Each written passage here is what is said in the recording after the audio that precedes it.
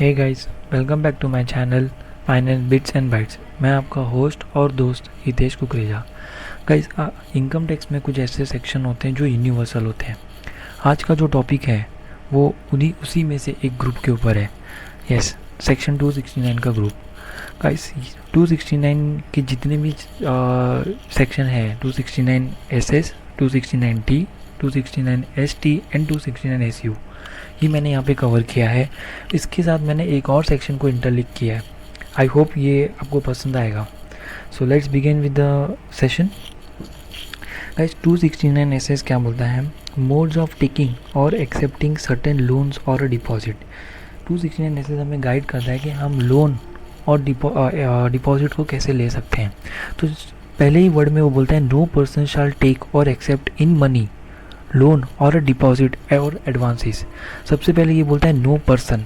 No person मतलब कौन? Okay, income tax में पर्सन को डिफाइन किया है। नो पर्सन की बात हो रहा है। इनकम टैक्स में पर्सन को डिफाइन किया है सेक्शन 2 सब सेक्शन 31 में। सेक्शन 2 सब सेक्शन 31 क्या बोलता है? इसमें कितने टाइप के पर्सन हैं? सेक्शन 2 सब सेक्शन 31 में 7 टाइप्स ऑफ पर्सन है। ये इंडिविजुअल, AOP, BOI। अब इसको याद कैसे रखना है? 2 इंटू 3 प्लस 1 ईजी है गाइस। 2 इंटू 3 प्लस 1 मतलब 2 इंटू 3 6, 6 प्लस 1 7। तो नो पर्सन मतलब 7 types of person. In short सारे SSC को इसने कवर किया है। शाल टेक और एक्सेप्ट इन मनी। यहाँ पे बात मनी की बात हो रही है। जो बात हो रही है वो मनी की बात हो रही है। ठीक है, लोन और डिपॉजिट और एडवांसेस तीनों चीज़ कवर किया है। सिर्फ लोन नहीं है, लोन के साथ डिपॉजिट भी है और एडवांसेस भी है।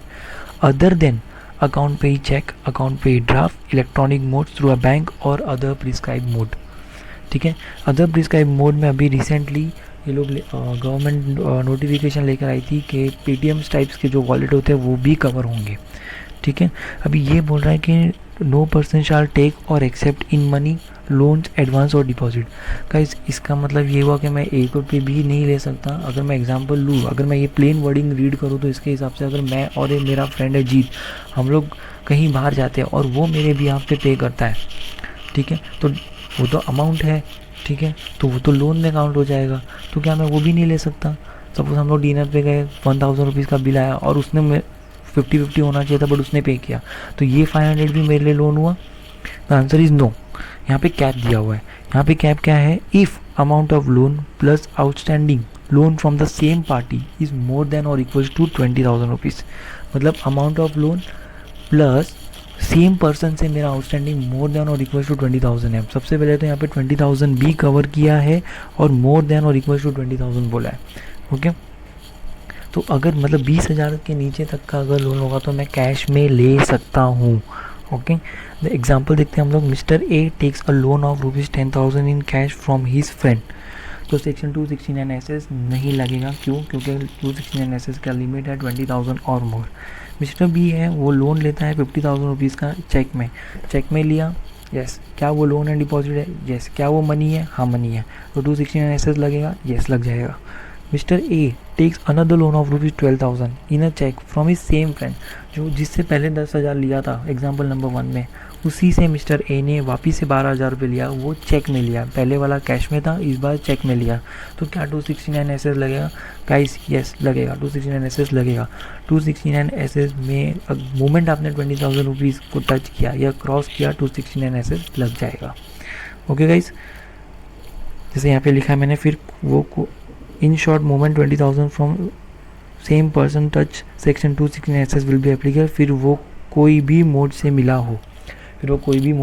हो, ठीक है, आगे बढ़ते हैं। अभी अगर मैंने 269 SS फॉलो नहीं किया तो मुझे पेनल्टी सेक्शन क्या है?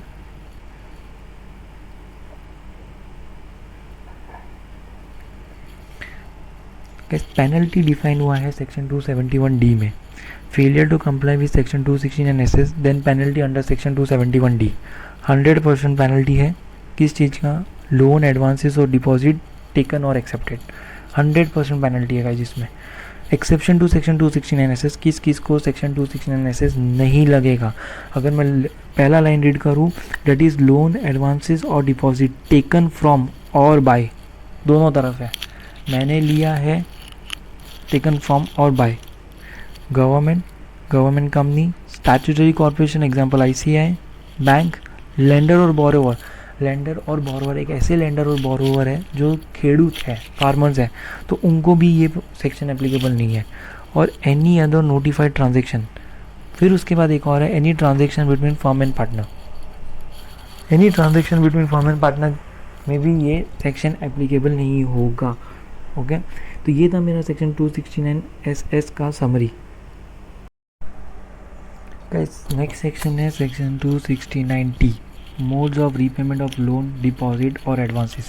269 SS एक्सेप्टेंस की बात कर रहा था, 269T रीपेमेंट की बात कर रहा है।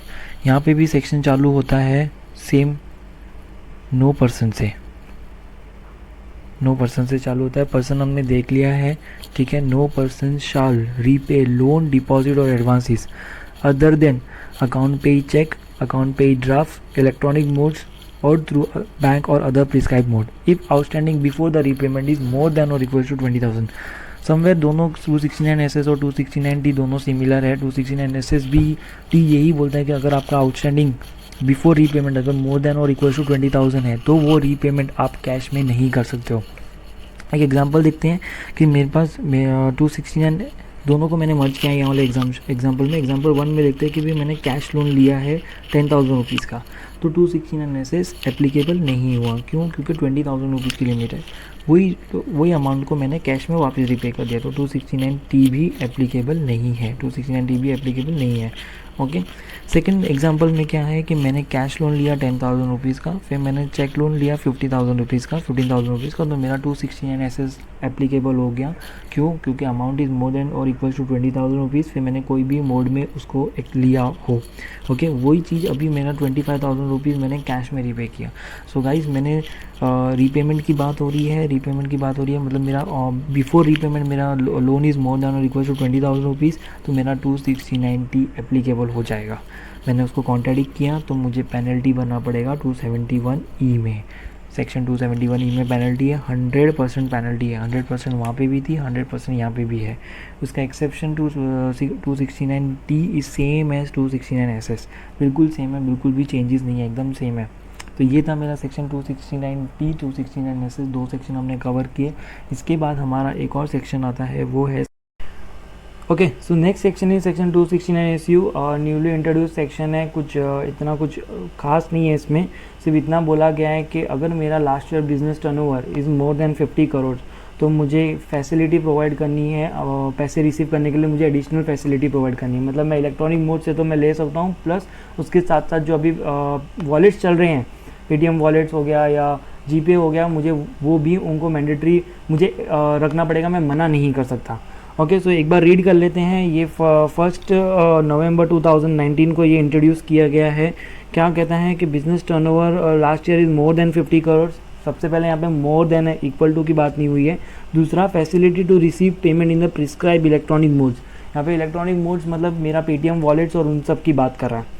अगर मैंने ये सेक्शन को कॉन्ट्राडिक्ट किया तो मेरे को पेनल्टी लगेगा सेक्शन 271DB में, और पेनल्टी कितना है 5,000 रुपीज़ पर डे। पेनल्टी है 5,000 रुपीज़ पर डे।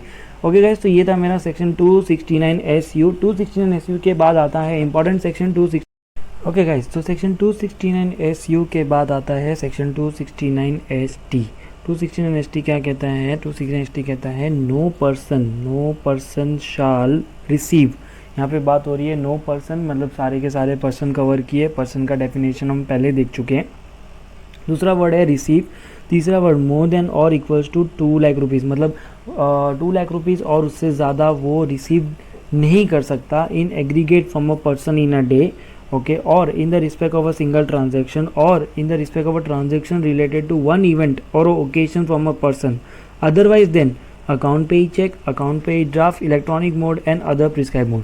गाइस, ये क्या बोलता है? पहले तो नो पर्सन, दूसरा रिसीव नहीं कर सकता। कितना, क्या रिसीव नहीं कर सकता, कितना रिसीव नहीं कर सकता भैया? कैश रिसीव नहीं कर सकता, क्योंकि यहाँ पे वर्ड हुआ है अदरवाइज देन अकाउंट पे ही चेक, मतलब कैश की बात कर रहा है ये। कितना रिसीव नहीं कर सकता? 2 लाख या उससे ज़्यादा, 2 लाख या उससे ज़्यादा। किन लोगों से नहीं कर सकता? In aggregate from a person in a day, एक पर्सन से 2 लाख या उससे ज़्यादा नहीं कर सकता सिंगल डे में। दूसरा, इन the respect of a single transaction, यहाँ पे वर्ड यूज हुआ है सिंगल ट्रांजेक्शन। सिंगल ट्रांजेक्शन की बात हो रही है यहाँ पे। तो एग्जांपल लेते हैं सिंगल ट्रांजेक्शन का। पहला एग्जांपल कि गाइस सपोज मैंने मिस्टर ए को एक बिल दिया है और मिस्टर 3 लाख रुपीज़ का, और उसने मुझे पार्ट में हर रोज़ वो मुझे 1-1 लाख रुपए दे रहा था कैश में। तो ये सिंगल डे हो गया, 2 लाख से लिमिट में कम है तो मेरे को 269 ST नहीं लगेगा। बट ईयर इज़ यहाँ पे बहुत स्मार्टली इन्होंने बोला सिंगल ट्रांजेक्शन, एक बिल मेरा सिंगल ट्रांजेक्शन में काउंट होगा। दूसरा लेट्स टेक एग्जांपल कि मैंने मिस्टर ए को 3 लाख रुपीज़ का 3 लाख का बिल दिया है मार्च के महीने में। उसने 1.5 लाख रुपए मुझे मार्च में दिया कैश में और 1.5 लाख रुपए मुझे अप्रैल में दिया। तो क्या मुझे 269 ST लगेगा? अगेन गाइस यहाँ पे भी 269 ST लगेगा। The reason is very simple. यहाँ पे ऐसा नहीं बोला है कि ये लिमिट असेसमेंट ईयर वाइज है, पहली चीज़। दूसरी चीज़, सिंगल ट्रांजेक्शन की बात हो रही है तो मेरा ये अभी भी सिंगल ट्रांजेक्शन काउंट होगा। तीसरा, in the respect of a transaction related to one event or occasion from a person. Guys यहाँ पे बहुत लोगों को कन्फ्यूजन है कि अगर इवेंट और ओकेजन के केस में कि अगर हमने कोई सेमिनार रखा या कॉन्फ्रेंस रखा तो हम 2 लाख से ज़्यादा का पेमेंट कैश में नहीं कर पाएंगे। गाइस यहाँ पे पेमेंट की बात नहीं हो रही है, यहाँ पे रिसीव की बात हो रही है। तो अगर आप पेयर के एंगल से देखोगे तो वो कर सकता है। हाँ, कहीं और मे भी कोई और सेक्शन में उसको रिस्ट्रिक्ट किया गया होगा, बट यहाँ पे 269 ST में वो पेमेंट कर सकता है। यहाँ पे रिसीवर की बात हो रही है। रिसीवर कौन होगा? जहाँ पे ये सब फंक्शन हो रहा है, अगर वो रिसीव नहीं कर सकता, उसके लिए ये रिस्ट्रिक्शन है। ओके, तो यहाँ क्लियर रहना ये चीज़ में। एक्सेप्शन दिया हुआ है कुछ। ओके, एक्सेप्शन हम लोग देख लेते हैं कि एक्सेप्शन टू सेक्शन 269 ST क्या है। Any amount receive by the government, okay, any amount receive by the bank, any transaction cover under section 269 SS। 269 SS के जो भी ट्रांजेक्शन कवर किए वो 269 ST में नहीं एप्लीकेबल है। और दूसरा है एनी नोटिफाइड एक्सेप्शन। गवर्नमेंट कुछ नोटिफाइड एक्सेप्शन के साथ आई थी, ये है वो नोटिफाइड एक्सेप्शन। ये एक नोटिफाइड एक्सेप्शन और ये है। इसको अगर आप जस्ट एक बार रन थ्रू करोगे तो आपको समझ में आ जाएगा। इसमें एज सच कुछ कोई बड़ा पॉइंट नहीं है। ओके, तो आगे बढ़ते हैं। अगर मैंने 269 ST का कॉन्ट्राडिक्ट किया तो मुझे पेनल्टी कितनी लगेगी? तो 269 ST का अगर मैंने कॉन्ट्राडिक्ट किया तो पेनल्टी लगेगी अंडर सेक्शन 271 DA, और वो भी 100% of penalty.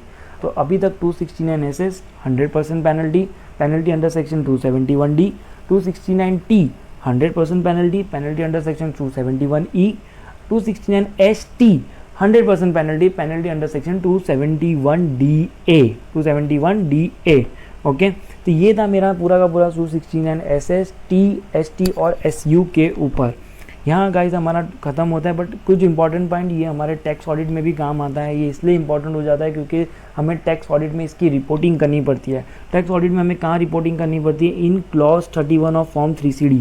Clause 31 of form 3CD में हमें 269 SS और 269 T के ट्रांजेक्शन को बताना पड़ता है। ओके, अब तक हम लोग बात कर रहे थे कि अगर हमने कॉन्ट्राडिक्ट किया तो पेनल्टी लगेगी और कितनी पेनल्टी लगेगी। क्वांटम ऑफ पेनल्टी हमने देख लिया, but is there any relief? कोई रिलीफ है हमें इन पेनल्टी के अगेंस्ट? तो गाइज एक सेक्शन है इनकम टैक्स में 273B, वो हमें रिलीफ देता है।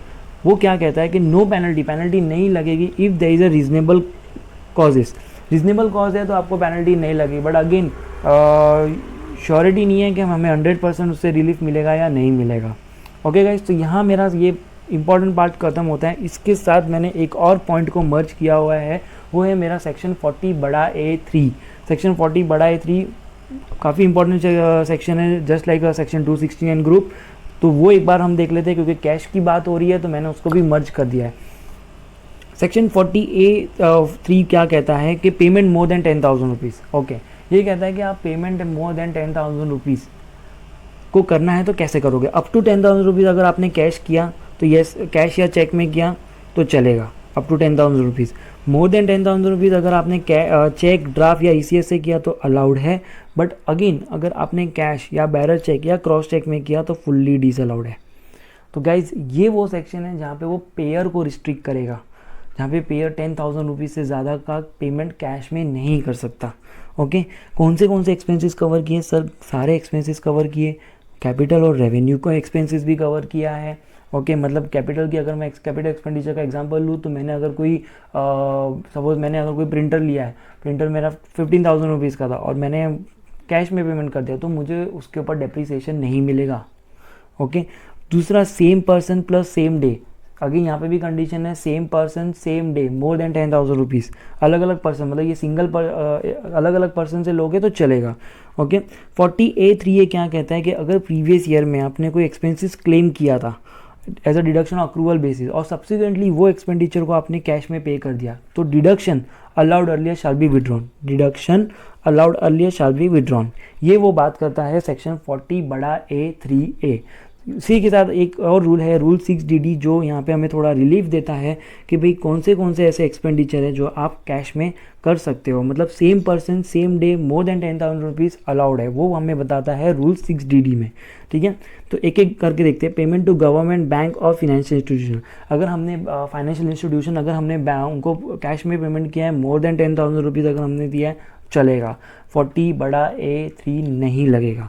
दूसरा, payment required to be made on a day when the banks are close. Okay तीसरा, payment made in a place where there are no banking facility, मैंने कोई ऐसे गांव खेड़े में मुझे पेमेंट करना पड़ा जहाँ पे कोई बैंक की फैसिलिटी नहीं है। जब बैंक की फैसिलिटी नहीं है गाइस तो मैं कैसे दूंगा, तो मेरे पास ऑप्शन ही कैश बचते हैं। But I don't think so कि आज के टाइम पे डिजिटल वर्ल्ड में कोई ऐसा कोई एरिया होगा या कोई गांव होगा जहाँ पे बैंकिंग फैसिलिटी नहीं होगी, बट स्टिल इन्होंने डाला हुआ है। Fourth, payment made to the transport up to ₹35,000, we all know the transporter are the backbone of economy. आप उनको अगर हम 10,000 में रिस्ट्रिक्ट कर देंगे तो वो हमारा माल ही नहीं लेके जाएंगे या उनके लिए बहुत बड़ा इश्यू पॉइंट हो जाएगा। इसके लिए यहाँ पे कैप लिमिट 35,000 रुपीज़ रखी है। दूसरा, payment of salary to an employee, payment of salary to an employee who is posted to a place other than his normal place of duty for a minimum 15 days and does not maintain any account in any bank at such place और शिप। Okay, मेरा कोई employ ऐसी जगह पे गया है जहाँ वो 15 दिन से ज़्यादा रुकने वाला है और वहाँ पे उसका कोई भी बैंक अकाउंट नहीं है या कोई बैंकिंग फैसिलिटी नहीं है, तो अगेन मैं सैलरी का पेमेंट उसको कैश में कर सकता हूँ। भाई सैलरी को मैं रिस्ट्रिक्ट नहीं कर सकती, गवर्नमेंट रिस्ट्रिक्ट नहीं कर सकती। छठा पॉइंट बोलता है payment of terminal benefit, terminal benefit मतलब जो रिटायरमेंट के टाइम पे दिया जाता है वो, to an employee, example gratuity या पीएफ अप टू ₹50,000 रुपीज़। आप रिटायर होने वाले हो और आपको सिर्फ 50,000 रुपीज़ मिल रहा है, मतलब ये ना के बराबर का पैसा है, उसमें भी अगर हम ये रिस्ट्रिक्शन डाल देंगे तो कोई मतलब ही नहीं बनता। इसी के लिए गाइस यहाँ पे भी ये ओपन रखा हुआ है। और दूसरा, payment made to the producer of agri product, fish product, poultry, dairy product और एनिमल प्रोडक्ट। गाइस ये फार्मर हो गए या हमारे फिश प्रोडक्ट, इनको हमें कैश फैसिलिटी देनी पड़ती है क्योंकि ये हमारे इकोनॉमी में बहुत बड़ा रोल प्ले करते हैं। ओके गाइस, तो यहाँ पे मेरा ये पूरा का पूरा सेशन ख़त्म होता है। ये PDF मैंने लिंक में डाल दिया है, आप वहाँ से डाउनलोड कर सकते हैं। आई होप आपको ये वीडियो पसंद आया होगा। इसको लाइक करें, शेयर करें, कमेंट करें और मुझे बताएं कि आपको ये वीडियो कैसा लगा। Thank you guys.